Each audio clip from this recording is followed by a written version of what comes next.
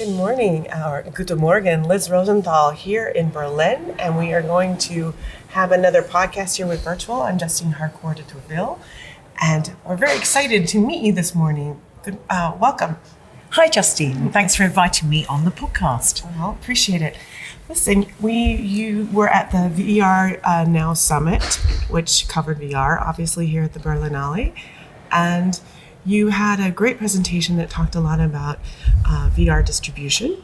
But before we go into that, let's talk about your biggest claim to fame in VR, the Venice Film Festival, which is strange to be at Berlinale, and we'll talk about the Venice Film Festival. But tell us about it.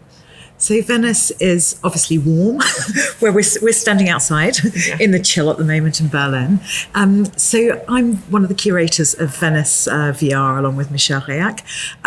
We set up the section, it's the first official competition section in an A-list film festival, which is an important distinction. Fact. Yes. And so we set up the section in 2017. That was our first edition, and we'll be in our third edition this year. So we're trying to show the world that VR and immersive content in general is a new entertainment and art form, and it's not just something that's a tech buzz or demo. That I think is something that a lot of the entertainment industry believes. Right, and the winner last year was a very important winner. You want to tell us a little bit about that, please? Yeah, so the winner of our Grand Jury Prize last year was Spheres by Eliza McNitt. And it's a project about looking at the Earth in the solar system in a completely different way and humanity through different theories around gravitational forces and planets. And it's an interesting project because it's pretty high profile. Very famous film director who's an executive producer, Darren Aronofsky, and has quite talent attached in terms of actresses. So there are three actresses who voice over the three different parts: Patti Smith, Jessica Chastain, and Millie Bobby Brown. So it's really interesting to see now. We're starting to see some of this established talent from film, from music, and from literature, and from other different art forms come into the immersive world. Yeah, that is exciting. And it was quite, was it the first seven figure production in VR? Well, reportedly, so this was Sundance 2018.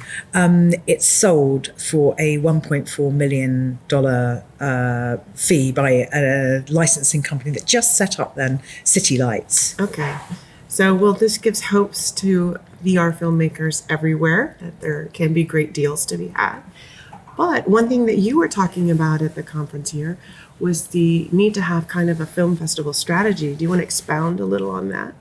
Absolutely. So I would say, in fact, you have to have a distribution strategy for a project. And in terms of projects that are kind of more, it's always hard to qualify what a project is. I'm going to say artistic or cultural, that suits a festival run. And I'll talk a little bit about that in a second. I think it's really important to think how you launch whatever you do. When you create something, any media property, or any art piece, you have to think, where are you going to launch it? And so in terms of festivals, you have to start thinking, what festival has a lot of press, what has awards, where's the right territory. Obviously, there's a timing aspect of when you finish your project. But I think with anything, there's always this idea of windowing, and that is just in any kind of product launch as well. And we're talking about media and art. So festivals are really important, but I think there are some projects that may not work in festivals. They're too expensive to tour, or you should do one. And it should be the right place because of what it's associated with. Some things start at Comic-Con because there's super big brand attached properties. Some will go to a more artistic territorial festival that suits the nature of what it is. But I think any distribution plan, you have to think of way ahead. And I think it's something that's new to the VR community, because it's been very much about demoing prototypes. And because people kind of think there isn't an ecosystem, but there is a business ecosystem. And what's really important is if we don't value the things we're making and treat them properly in terms of business strategy, then no one else is going to treat them in the same way. Absolutely. Another thing that you had a whole list of different kind of venues, let's say, that VR can be displayed or, exhibited rather. And some of those are rather uncommon. Do you want to go over a few of the ones that you put on the map that other people maybe are not thinking about? Sure thing. So I divided my distribution platform. So I mapped out all of this, as I mapped out all the different routes to distribution and exhibition for immersive content. And first there's online, at home, mobile entertainment. Right. And then it's location-based entertainment.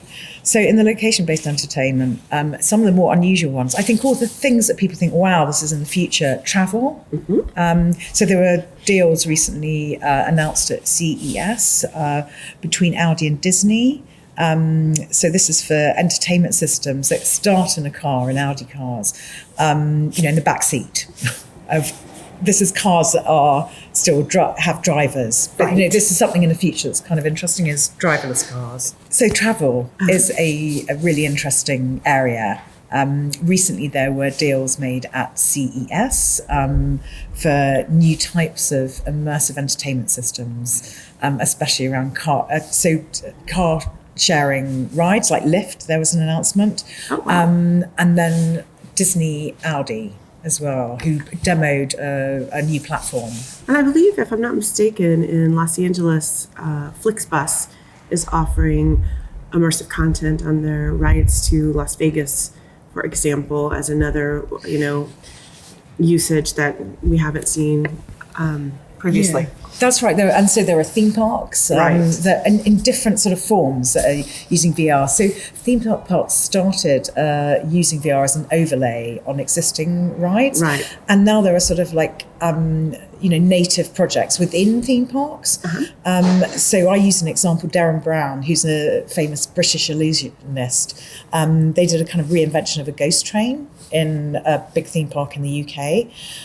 That's one example. Then there's a huge VR-only theme park in China, which has these spectacular pictures. It looks totally sci-fi, where it's over a huge space, of course. It's China. And then there are sort of more artistic sort of approaches to theme parks or micro amusement parks like 2-Bit Circus. So those are two offers. And then I think, in terms of the, public spaces, cities. Buildings that are more kind of, libraries, other places. But the outside space we should start is an interesting place when you think of mixed reality and augmented reality. That's a platform in its own right. And we're starting to see, especially in countries that have some kind of public subsidy on public projects, that there are new partnerships. So, which ones can you think of a few that come to mind? Yeah, I can think of some things in the UK. There was this lovely project with, it was around the Gruffalo property by the Forestry Commission. So it's a public body that supports our forests in the UK. And they did this beautiful augmented reality project for families around the forests. Oh, how fantastic. With AR markers. And there'll be so many other things. There was something I read about recently. This is a virtual reality piece in Wellington in New Zealand. The municipality commissioned a virtual project around Wellington. So there are all the immersive tech can be used in so many different ways. And so many different platforms. Hospitals was another place. Obviously, in certain countries they're private, we have private hospitals everywhere. But in public hospitals, it was something I read in the States on the West Coast, pain control, and so there are companies making content for various sides of content to be used in treating people for either pain or cognitive behavioural therapies. Right. Well, I've seen it also with patients that can't get home for the holidays, for instance. VR was coming into hospitals to give people a Santa sleigh ride or some element like that. So it makes a lot of sense. So hospitals are another place. I'm wondering though if cinematic will think of new ways to explore these captive audiences? Often we forget that VR can be, you don't need a headset to watch VR, to experience VR. So another platform is the domes, planetariums. Sometimes you don't hold too many people, but there's a huge new project that Madison Square Gardens is constructing, one sphere in Vegas and one in London that hold 25,000 people. Wow. That are for immersive entertainment. And when does that launch? 2021 and 2022. Okay, so more things to look at. All right, last question. We're going to go back to Venice, where, all good things happen. And can you tell us what we can expect for this year's film festival, or would you have any specific advice you'd like to give to creators? So in Venice, we take all kinds of immersive formats. So virtual reality, mixed reality, hybrid formats. So from high-end complex installations for multiple people with a lot of technology and sets and props to things that are 360. We're totally open to whatever's high quality work across genre. In Venice as well, we have a project finance market, the Venice Production Bridge market. So it's half feature film and half immersive content. And it's a great place to, if you have a project in development, looking for finance, to find financiers, because we invite all the major players from around the world in VR, both financiers, distributors, exhibitors, from across all these silos. Which filmmaker wouldn't like funding? So excellent. And can you tell us about one thing I noticed last year? It was a spectacular show of women who did very well in the competition. You have any thoughts on this? So, yeah, we were very proud last year that we had almost 50% of the directors in Venice were women. And this is completely different from the main competition sections of film festivals in general. And I think something I'm noticing is that there's a really strong community of women working in virtual reality. But I've always noticed this in innovation areas, women tend to come in, even though people say, oh, this is about tech. And so there's a shortage of women in technology. On the creative side, it's really different to the traditional media side. I've always seen a lot of women in my company, Power to the Pixel. When we did competition pictures, it was always a majority women. And I think it's often when there's not an established structure, you find that it's easier for women to move into this area. But there's a fantastic community of women who are very active and are very supportive of each other as well. Well, this is wonderful, and a high note to end this podcast on. Liz Rosenthal, thank you so much for joining us this morning. Thank you.